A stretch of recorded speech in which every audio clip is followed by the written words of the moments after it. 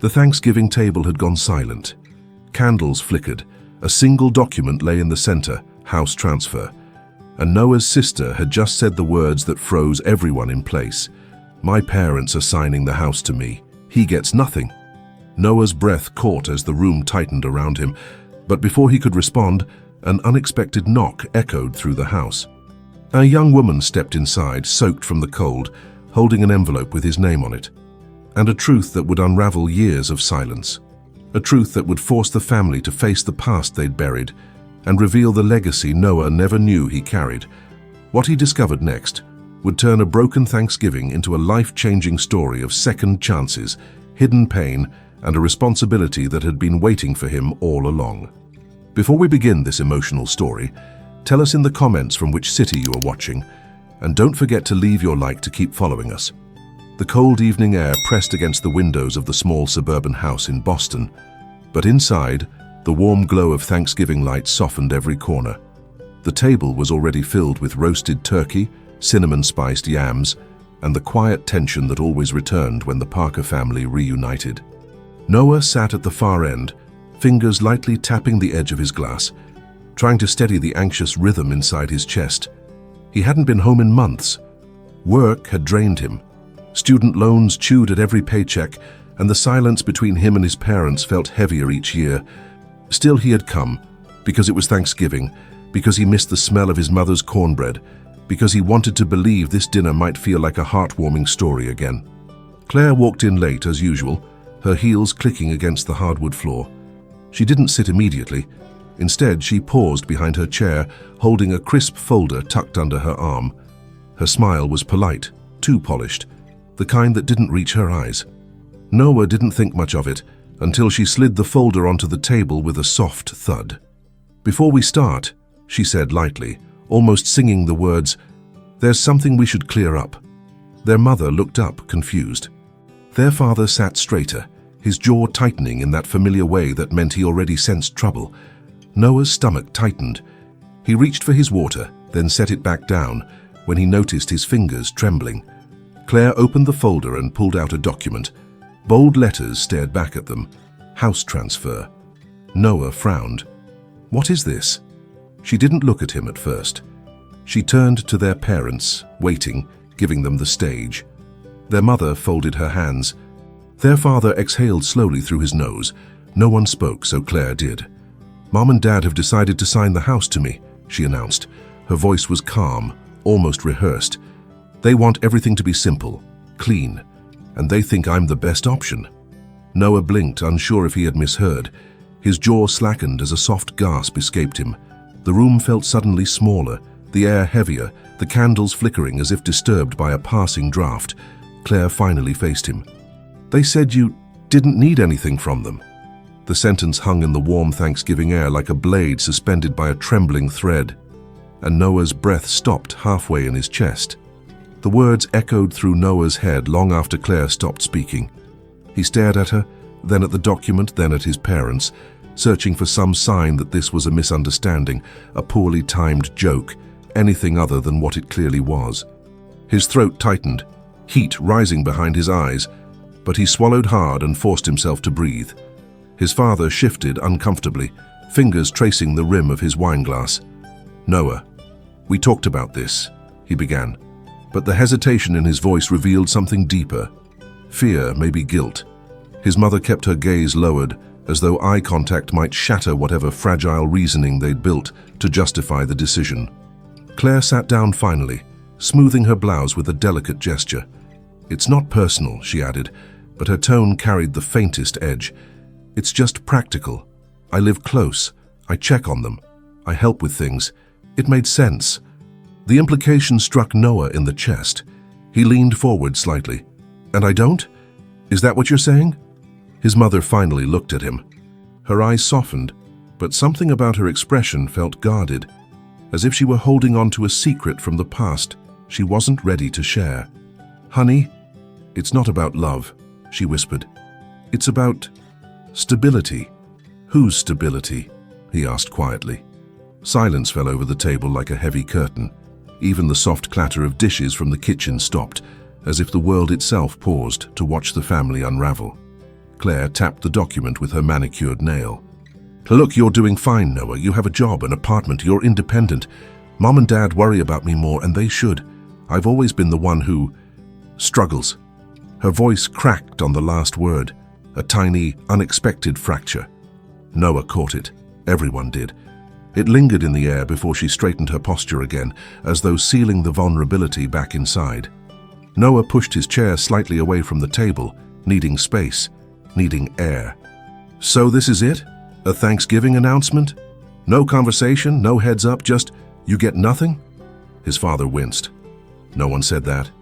Claire didn't look away this time. I did. A dull ringing filled Noah's ears. He wasn't angry, not fully. Something deeper bloomed instead, a cold, slow ache, the kind that came from years of being the reliable one, the quiet one, the one who never asked for anything. He ran a hand over his face, trying to steady himself. Outside, the wind rattled the window pane, and for a moment he felt strangely small, like the house itself was shrinking around him. Then his mother whispered something he wasn't meant to hear. If he knew the real reason, he'd hate us. Noah's eyes snapped to her. A reason, a secret from the past. Before he could speak, a knock sounded from the front door, sharp, urgent, as though perfectly timed to cut the tension in half. Everyone froze. The knock echoed again, louder this time, as if whoever stood outside wasn't just visiting. Someone needed to be heard. Noah rose instinctively, but his father lifted a hand, stopping him with a quiet firmness that sent another ripple of unease through the room. "I'll get it," his father murmured, pushing his chair back with a soft scrape against the floor. His steps were slower than usual, heavier, as though he already knew what waited on the other side of the door and dreaded it. Noah watched his father disappear down the hallway. Claire's fingers tightened around her wine glass. Their mother pressed a napkin between her palms until it wrinkled. No one spoke. Moments later, a faint voice drifted through the entryway, low, nervous, unfamiliar. Then another voice, his father's, tense, worried. Noah stood. "Who is it?" Before anyone could answer, his father returned, and he wasn't alone. A young woman stepped into the dining room, her coat dusted with cold drizzle, her hair pulled into a messy braid. She looked exhausted, eyes red, breath unsteady, clutching a small envelope between trembling fingers. She paused at the threshold, as if unsure she belonged in a room warmed by soft lights and Thanksgiving comfort. "Sorry to interrupt," she said quietly. "I know it's a holiday." Noah exchanged a confused look with Claire, but their parents avoided eye contact altogether. His mother stood abruptly, forcing a small, brittle smile. "Lila, you didn't have to come tonight." Lila. Noah had never heard the name before. He studied her more closely. Something in her posture, shoulders slightly hunched like she was bracing for impact, felt painfully familiar. She looked around the table, stopping briefly on the house transfer papers. Her expression tightened, as if she understood far too well what those papers meant. "I had to," Lila murmured. "It couldn't wait." Claire crossed her arms. "Who are you?" Lila glanced at Noah, then at his parents. "You should tell him," she whispered, voice cracking. "He deserves to hear it from you." Noah felt a chill crawl down his spine. "Tell me what?" His father's shoulders sagged.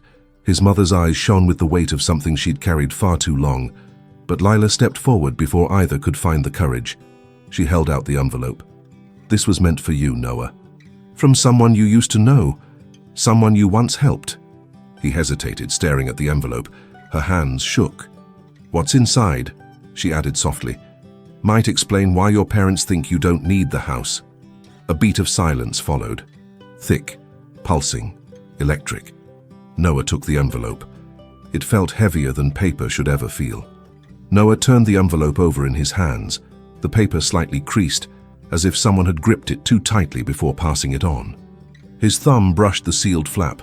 For a moment he hesitated. The room was silent except for the faint ticking of the old wall clock, a sound he hadn't noticed in years. Lila stood still, her breath shallow. Claire watched with narrowed eyes, her suspicion sharpening.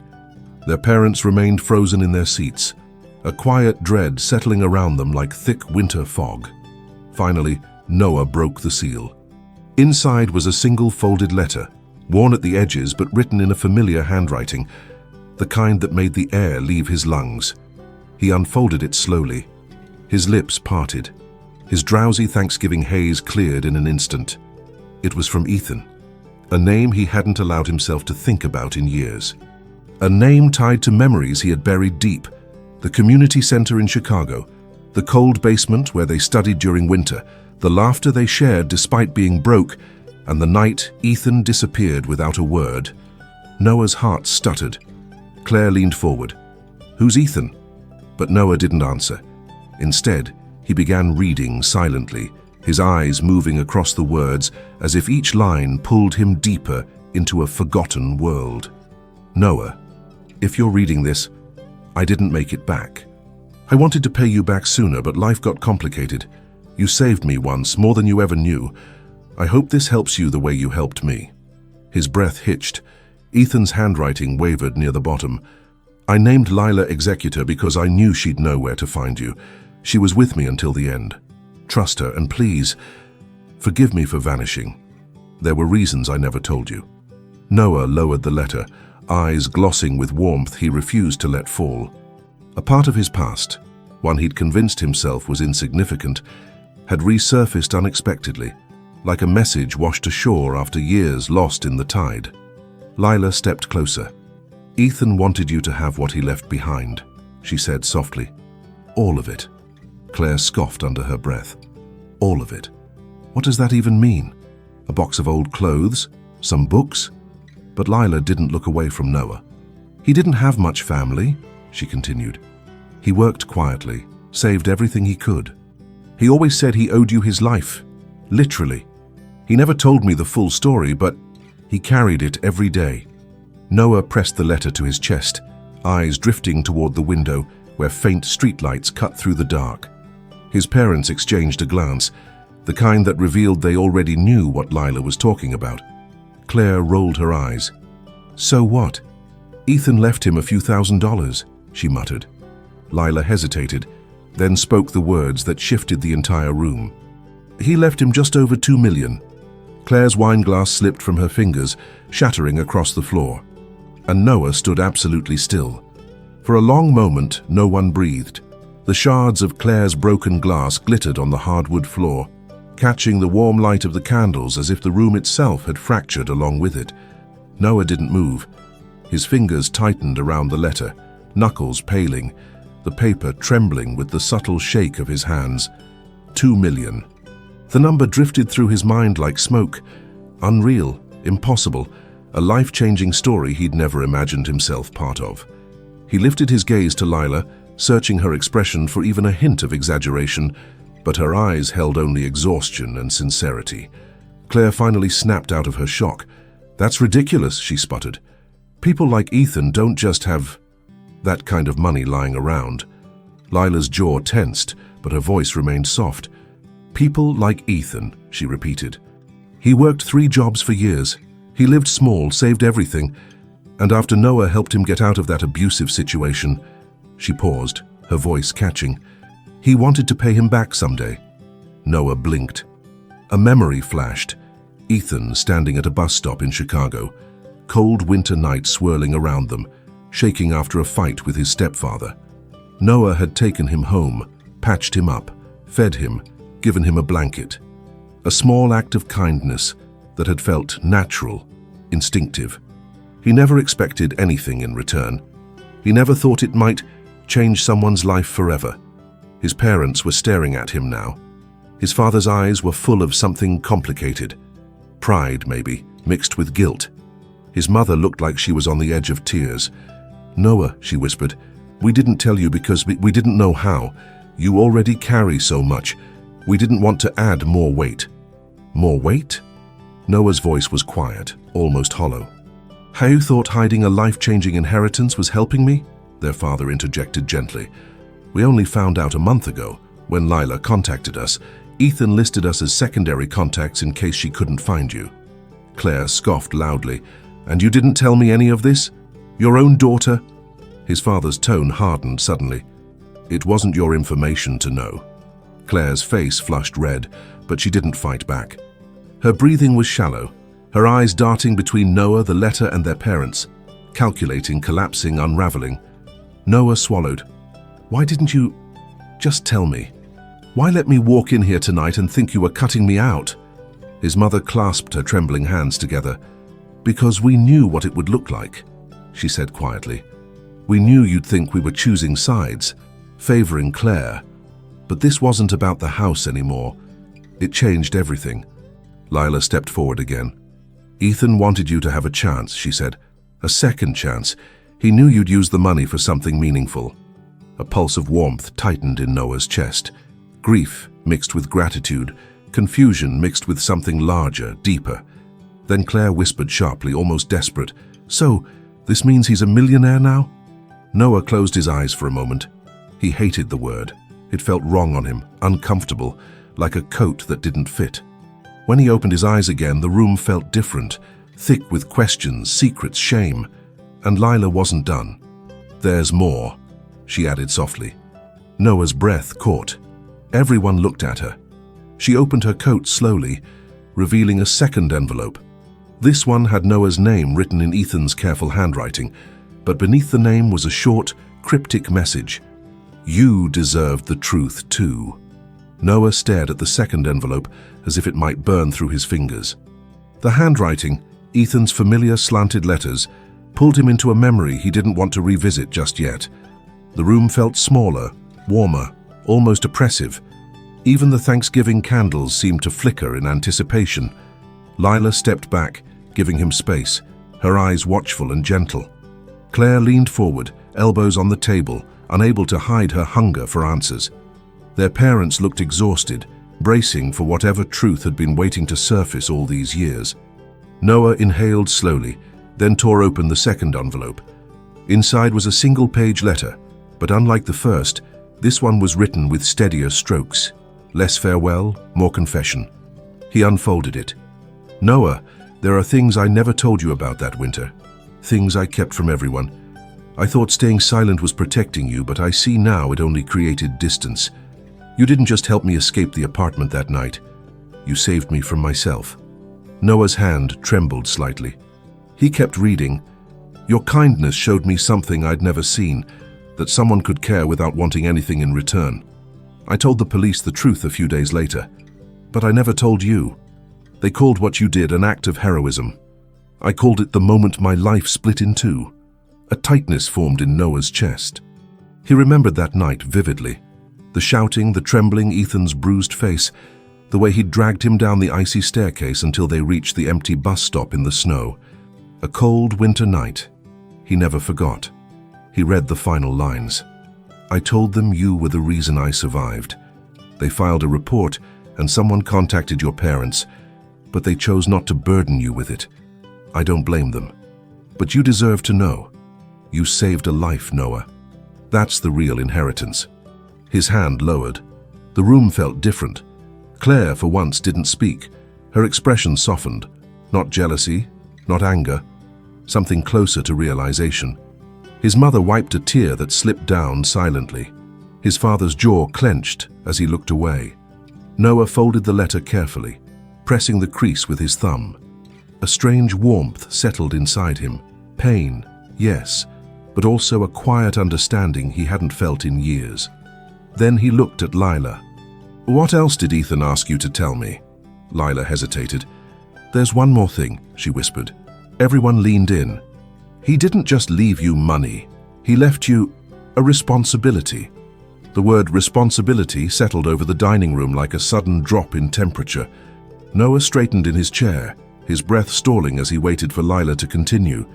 Claire pulled her arms close to her body, as if bracing for something she couldn't control. Their parents exchanged another worried glance, one that confirmed they knew more than they had ever admitted. Lila reached into her coat pocket once more and pulled out a small key attached to a worn leather tag. She held it out with both hands, almost ceremonially. "This belongs to you now," she said softly. Ethan insisted. Noah stared at the key. "A key to what?" "A studio," she answered. "In Chicago. The lease was in his name, but he prepaid it for 2 years before he passed. He told me he wanted it to become something, Something you'd understand how to use. Claire frowned. A studio? What, like an apartment? Lila shook her head gently. No, a recording studio. Or, it used to be one. He said you'd know what it meant. Noah felt his heart twist. Memories he'd buried long ago crept back.